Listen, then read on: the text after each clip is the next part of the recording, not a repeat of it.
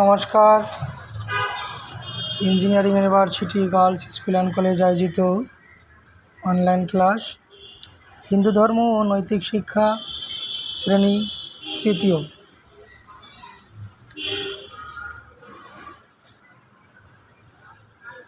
Class 3-তে একটি মাত্র হিন্দু মেয়ে এখনও জয়েন্ট হয়নি।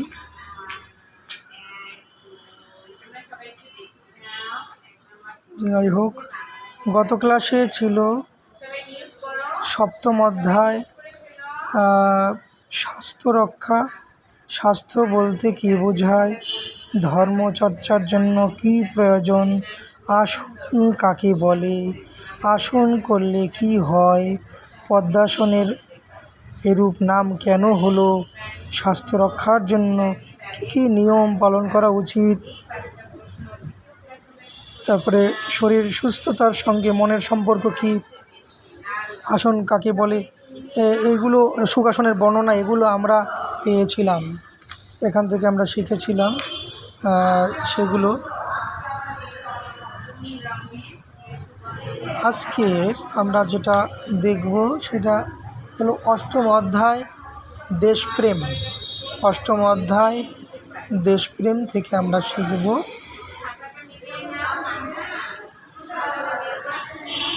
একটু স্ক্রিনটা দিচ্ছি।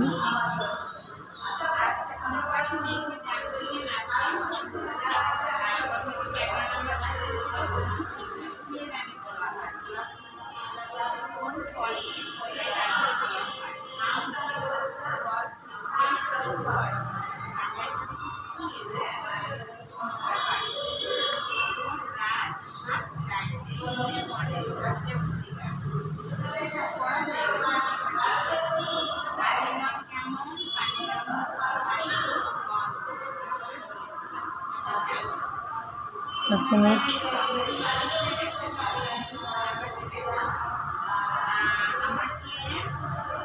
স্ক্রিন শেয়ার করে নিই।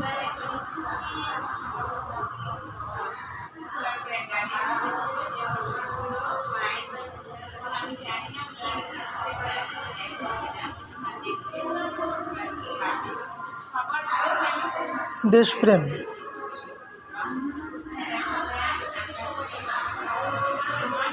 অষ্টম শ্রেণী।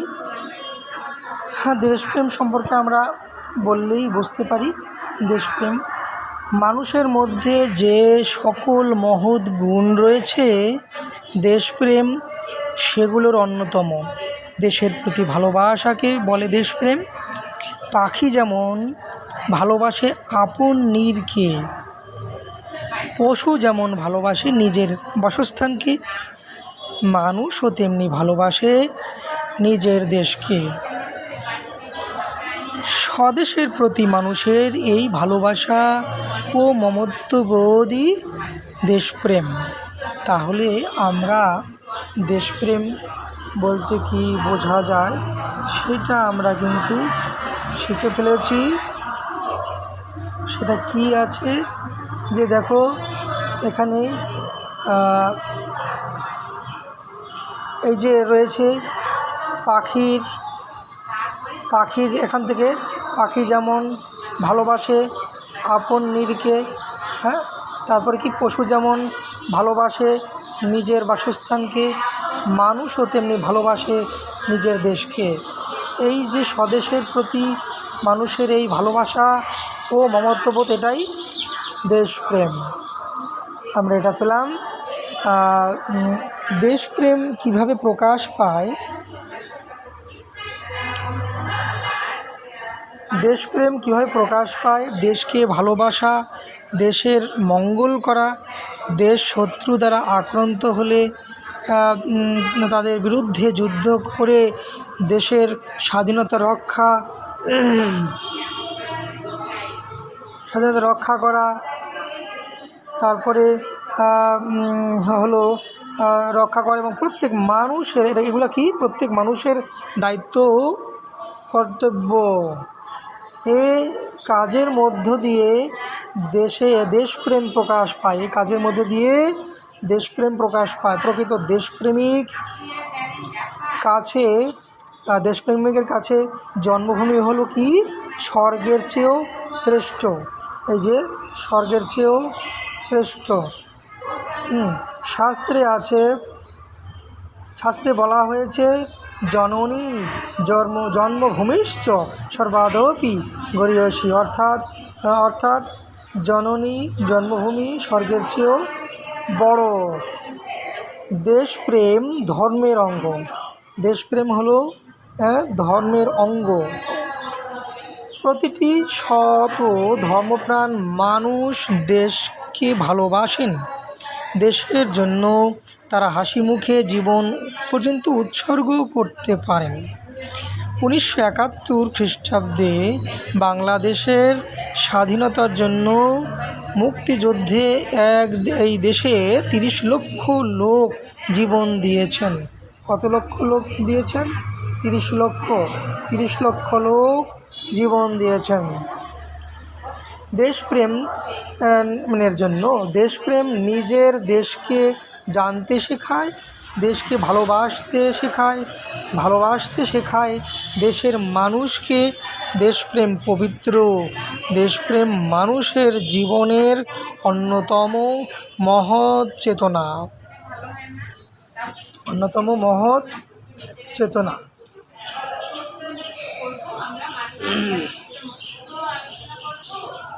তো মহৎ চেতনা। এবারে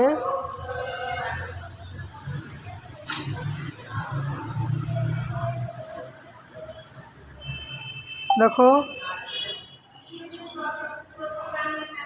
এই দেশের যারা প্রাণ দিয়েছিল, দেশপ্রেম মানুষের জীবনে অন্যতম মহৎ চেতনা। দেশের জন্য যারা প্রাণ আত্মত্যাগ করেন তারা সকলেই শ্রদ্ধেয় ও পূজনীয়। সকলেই শ্রদ্ধেয় ও পূজনীয়। কারা পূজনীয়? যারা দেশের জন্য অনেক কিছু করেছিলেন, অনেক ত্যাগ তিতিক্ষা করেছিলেন, তারা সবাই পূজনীয়। দেশের মানুষের জীবনের অন্যতম মহৎ চেতনা হলো এটা। দেশের জন্য যারা প্রাণ ত্যাগ করেন তারা সকলেই শ্রদ্ধেয় ও পূজনীয়। তারা কী করেন? তারা স্বর্গ লাভ করে থাকেন। আসলে স্বর্গ স্বর্গ তো হলো সুখময় স্থান, তাই তারা সেটা লাভ করেন। প্রাচীনকালে অনেকে দেশপ্রেমের জন্য বিখ্যাত হয়েছিল। প্রাচীনকালে এরকম অনেক কাহিনী ঘটেছিল, যা এখানে আমরা একটা কাহিনী পাবো। সে কাহিনীটা হলো জনার দেশপ্রেম। এটা প্রাচীনকালের কাহিনী। প্রাচীনকালে মহিষাসুর নামে একটি রাজ্য ছিল। সেই রাজ্যের নাম ছিল সেখানে যে রাজা ছিলেন, সেই রাজার নাম হলো নীলধ্বজ। এই নীলধ্বজের রানী হলো জনা। নীলধ্বজের রানীর নাম হলো জনা।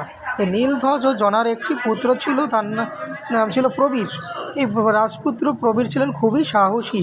পাণ্ডবরা যুধিষ্ঠির অশ্বমেধ যজ্ঞের জন্য অশ্ব ছেড়ে দিলেন। তখনকার তো রাজাদের একটা এরকম প্রথা ছিল যে এক সময় তারা বিশ্বজিৎ যজ্ঞ অশ্বমেধ যজ্ঞ করতেন, তখন তারা একটা ভালো দেখে একটা অশ্ব ঘোড়া ছেড়ে দিতেন। তাকে এই ঘোড়ার গায়ে একটা লেখাও থাকতো যে কোথা থেকে ঘোড়াটা এসছে সেটা। এখন হলো কি সেখানে এক রাজ্য থেকে অন্য রাজ্যে চলে যাইতো। সেখানে যদি কোনো ব্যক্তি সেই রাজ্যে গেলে ওটাকে না আটক করে, তাহলে বুঝতে হবে যে তারা সহজেই মেনে নিয়েছে এবং পরাজয় বরণ করে নিয়েছে। এই বিষয়টা ছিল ওখানে। তো সেই পাণ্ডবরা যুধিষ্ঠির অশ্বমেধ যজ্ঞের জন্য অশ্ব ছেড়ে দিয়েছিলেন। অশ্বমেধ যজ্ঞ হচ্ছে রাজাদের যজ্ঞ। এই যজ্ঞের নিয়ম হচ্ছে রাজা একটি অশ্ব ছেড়ে দিবেন, অশ্বের পিছনে থাকবে সৈন্য সামন্ত। অশ্ব চলে যাবে এক রাজ্য থেকে অন্য রাজ্যে। পরাজিত রাজা হবেন জয়ী। আর সেই যে ঘোড়াটি ছেড়ে দিয়েছে তার অধীনেই থাকবে সেই রাজ্য। এভাবে সকল রাজাকে পরাজিত করতে হবে, আর এই অশ্ব বাধাগ্রস্ত না হলে অন্য রাজ্যে চলে যাবে। এই যজ্ঞের অশ্বকে বাধা না দেওয়া পর্যন্ত না দেওয়ার অর্থ হলো পরাধীনতা মেনে নেওয়া। আমরা আগেই সেটা বলছি।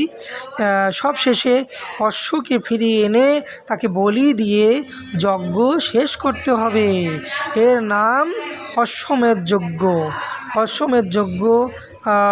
অশ্বমেধ যজ্ঞকারী রাজা হবেন রাজা।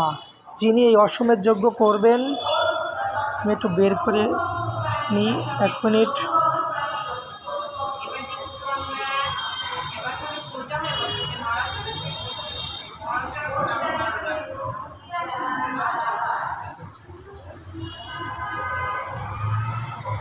এই যে এখানে ছবিটাও দেওয়া আছে। এই প্রবীর ঘোড়াটা আটকিয়েছিল, আর পাশে রয়েছে জনা এবং নীলধ্বজ। তো সেইভাবে আর কি বিষয়টা এই যে তিনি হবেন রাজার রাজা। যদি যে এখানে জয়ী হবে তিনি হবেন রাজাদের রাজা। পাণ্ডবদের ছেড়ে দেওয়া যজ্ঞের অশ্ব গেল মাহেশ্বতী রাজ্যে। রাজপুত্র প্রবীর অশ্বটিকে বাধা দিলেন এবং আটকে রাখলেন। রাজা নীলধ্বজ খুব ভয় পেলেন। তিনি অশ্বটিকে ছেড়ে দিতে বললেন, কিন্তু বাধা দিলেন স্বাধীনচেতা রানী জনা। তিনি প্রবীরকে সমর্থন করলেন, কেননা রানী জনা পরাধীনতা মেনে নিতে চাননি। প্রবীরের সঙ্গে প্রচণ্ড যুদ্ধ হলো। পাণ্ডব সেনাপতি অর্জুনের যুদ্ধে প্রবীর হেরে গেলেন এবং অর্জুনের হাতে নিহত হলেন। পুত্র শোকে কাতর হলেন রানী জনা, কিন্তু ভেঙে পড়লেন না, কেননা জনা দেশপ্রেমিক, তার পুত্র প্রবীরও দেশপ্রেমিক। দেশের জন্য পুত্রের মৃত্যু হয়েছে, এ মৃত্যু গৌরবের। কিন্তু রাজা নীলধ্বজ পরাজয় মেনে নিলেন, ছেড়ে দিলেন পাণ্ডবদের যজ্ঞের অশ্ব। এতে রানী জনা খুব দুঃখ আরও পেলেন। পরাধীনতার চেয়ে মৃত্যু ভালো, তাই গঙ্গা নদীতে ঝাঁপ দিয়ে প্রাণ বিসর্জন দিলেন জনা। দেশপ্রেমিকের জন্য তিনি মরতেও অমর। দেশপ্রেমের জন্য তিনি মরেও অমর হয়ে আছেন। ধন্য জনা, ধন্য বীর মাতা, বীর পুত্র প্রবীর। তো এই বিষয়গুলো আমরা এখানে পেয়েছি। এটা সবার ক্ষেত্রে প্রযোজ্য। আমরা সবসময় এগুলো ভাবব।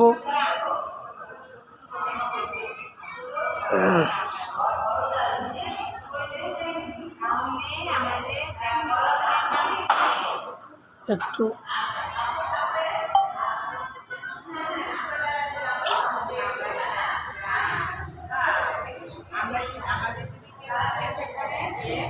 তাহলে আমরা এখানে যা পেয়েছি সেটা এখানে আমরা দেখে নিই।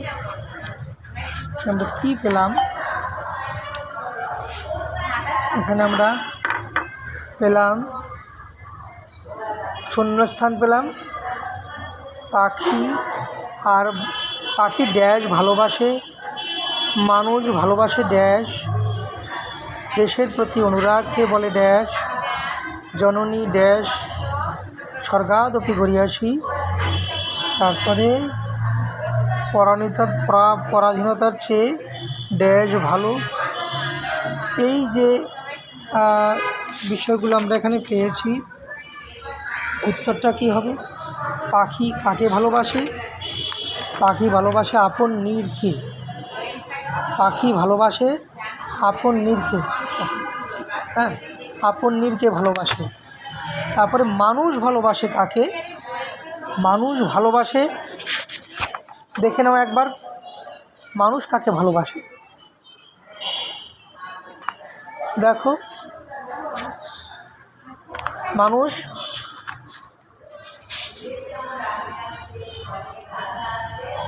তো এখানে দেশপ্রেমের কাহিনী আমরা যদি একটু খেয়াল করি তাহলে আমরা এখানে দেখতে পারবো যে পাখি ভালোবাসে আপন নিরকে, পশু যেমন ভালোবাসে নিজের বাসস্থানকে, মানুষও তেমনি ভালোবাসে নিজের দেশকে। তাহলে মানুষ ভালোবাসে নিজের দেশকে। এরপরে কি আছে? এরপরে আছে দেশের প্রতি অনুরাগকে কী বলে। দেশের প্রতি অনুরাগকে কী বলে আমরা একটু আগে আমাদের যে পাঠ ছিল সেই পাঠে আমরা পেয়েছি, আলোচনার মধ্যে পেয়েছি। দেশের প্রতি এই ভালোবাসা ও মমতাবোধই হলো দেশপ্রেম। তাহলে আমরা দেশপ্রেম কী সেটাও আমরা পেয়েছি। আচ্ছা, এরপরে রয়েছে জননী ও জননী ড্যাশ স্বর্গাদপি গরীয়সী। তাহলে আমরা এখানে কি বলতে পারি?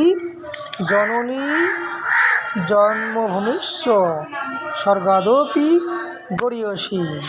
জননী জন্মভূমিস্য স্বর্গাদপি গরীয়সী, এটা আমরা পেয়েছি। তারপরে পরাধীনতার চেয়ে ড্যাশ ভালো। পরাধীনতার চেয়ে ড্যাশ ভালো কি আছে? আমরা আমরা রানী জনার কাহিনীতে আমরা পেয়েছিলাম যখন প্রবীরের মৃত্যু হয়, প্রবীর যখন মৃত্যুবরণ করেন যুদ্ধে হেরে গিয়ে, সেনাপতি পাণ্ডব সেনাপতি এই পাণ্ডব শ্রেষ্ঠ কি নাম যুধিষ্ঠিরের হাতে যখন নিহত হন, তারপরে তার মা অর্থাৎ রানী জনা শোকাতর অবস্থায় তিনি একটা জিনিস ভেবেছিলেন, সেটা কি? যে পরাধীনতার চেয়ে মৃত্যু ভালো। পরাধীনতার চেয়ে মৃত্যু ভালো, কারণ পুত্রকে হারিয়েছে, সেও এক কথা, সে দেশের জন্য প্রাণ বিসর্জন দিয়েছে, কিন্তু তারপরে কি হলো? দেশ পরাধীন হয়ে গেছে, হ্যাঁ, পরাধীনতা অর্জন করেছেন। সেই পরাধীনতার চেয়ে মৃত্যু ভালো, তাই তিনি কি করলেন? তাই তিনি গঙ্গা নদীতে ঝাঁপ দিলেন।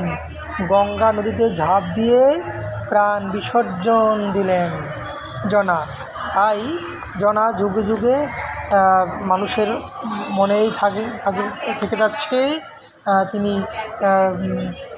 মানুষের মধ্যে একটা স্থান তৈরি করে নিয়েছেন, মরেও তিনি অমর হয়ে আছেন। ধন্য জনা, ধন্য বীর মাতার বীর পুত্র প্রবীর।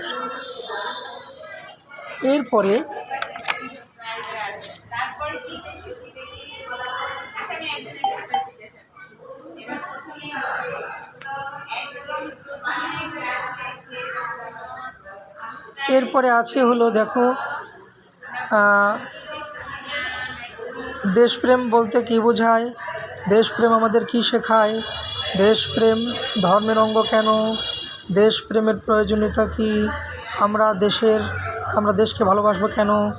নিচে আছে দেশপ্রেম কীভাবে প্রকাশ পায়, যে কোনো একজন মুক্তিযোদ্ধার যুদ্ধে অংশগ্রহণের ঘটনা বর্ণনা করো, অশ্বমেধ যজ্ঞ সম্পর্কে সংক্ষেপে লেখো, দেশপ্রেমিক জনার কাহিনী সংক্ষেপে লেখো, পাঠ্যভুক্ত দেশপ্রেমমূলক একটি কাহিনী ঘটনা সংক্ষেপে লেখো। এইগুলো তোমাদের HW থাকবে, তোমরা এটা HW করবে, তো এটা তোমরা লিখে রাখো। পৃষ্ঠা নম্বর 52 এখানে HW থাকবে। আমরা আরেকটু অন্যদিকে যাই।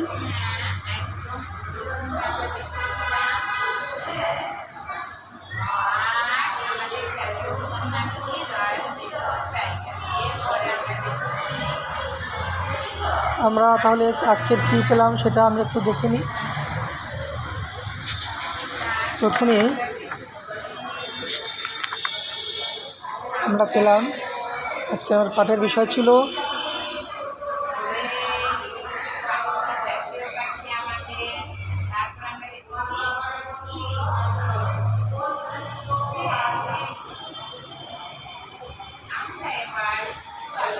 দেখো, অষ্টম অধ্যায়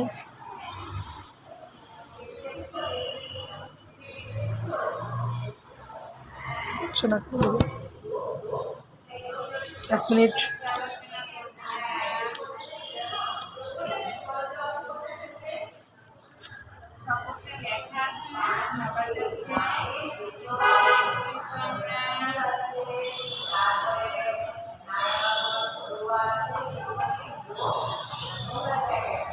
আচ্ছা, তাহলে অধ্যায় হলো, আমরা অষ্টমে ছিলাম। অষ্টম অধ্যায়ে আমরা পেয়েছিলাম এই দেশপ্রেম থেকে।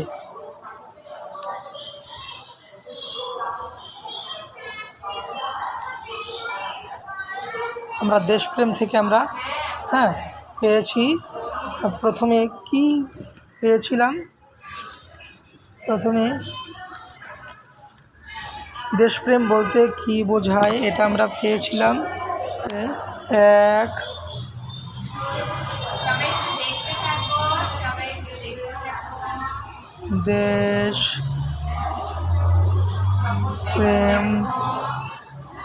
দেশপ্রেম বলতে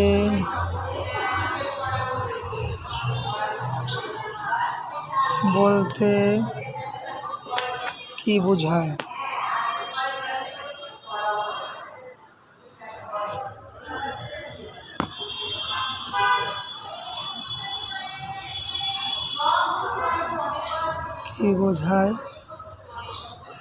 তারপরে দেশপ্রেম আমাদের কি শেখায়? দেশপ্রেম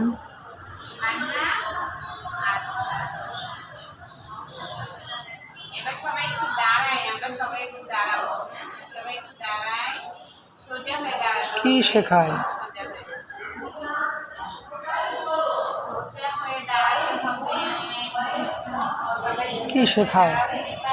কি শেখায়? আমরা এগুলো পেয়েছি এখানে। আমরা আরেকটা জিনিস, অশ্বমেধ যজ্ঞ। 3 নম্বরটা হলো অশ্বমেধ যজ্ঞ। অশ্বমেধ যজ্ঞ,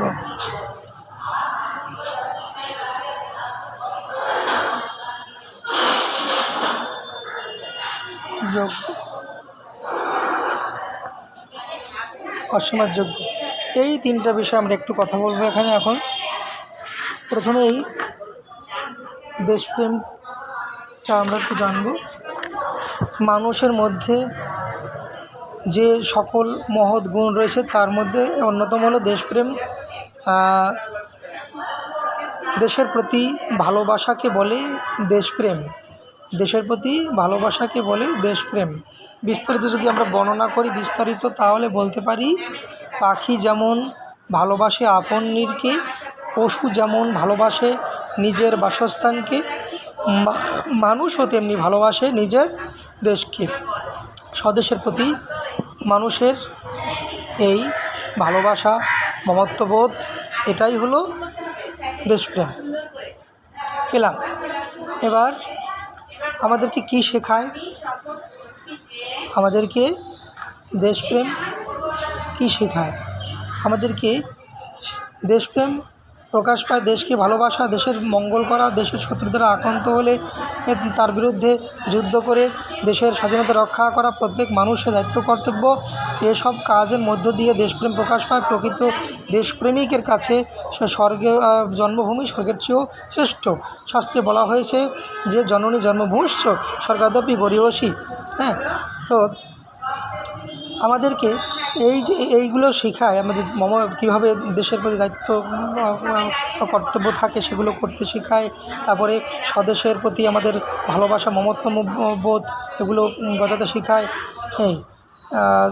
এরপরে রয়েছে যে অশ্বমেধ যজ্ঞ, সেটা সম্পর্কে আমরা শুনেছিলাম যে রাজার যজ্ঞ আগেরকার যুগে সেই রাজারা কখনো কখনো একটা অশ্ব ছেড়ে দিতেন। সেই অশ্বটা ছেড়ে দেওয়ার মানেটা হলো যে সে অশ্বটা এক রাজ্য থেকে অন্য রাজ্যে চলে যাবে। সেখানে গেলে যদি সেই রাজ্যের কেউ তাকে সেই অশ্বটাকে না আটকায়, তাহলে বুঝতে হবে যে ওই রাজ্যের তারা পরাজয় বরণ করে নিয়েছেন এবং অন্য রাজ্যে চলে যাবে। তখন সেই রাজ্যে অর্থাৎ যতক্ষণ পর্যন্ত অশ্বটা না আটকাবে কেউ, ততক্ষণ পর্যন্ত চলবে। সবশেষে যে সমস্ত দেশের রাজারা স্বেচ্ছায় বরণ করে নিয়েছেন পরাজয়, সেই সমস্ত রাজ্যগুলো দখল করে নেবেন যিনি যজ্ঞটা করছেন, যিনি অশ্ব ছেড়েছেন সেই রাজা। সবশেষে সেই অশ্বটি ফিরিয়ে নিয়ে এসে বলি দিয়ে যজ্ঞ শেষ করবেন, আর সেই রাজা হবেন কি রাজাদের রাজা। এই ছিল আমাদের আজকের ক্লাস। এখানে এতটুকুই আমরা আজকের শিখব। আর কাজগুলো তুমি করবে, এখনও জয়েন্ট হলে না, যাই হোক কোন কারণে জানি না, এটা আপলোড করে দেবো, তখন তুমি দেখে নিও পড়াটা। আর ভালো থাকো, সুস্থ থাকো, এই কামনা করেই শেষ করছি। ভালো থাকো।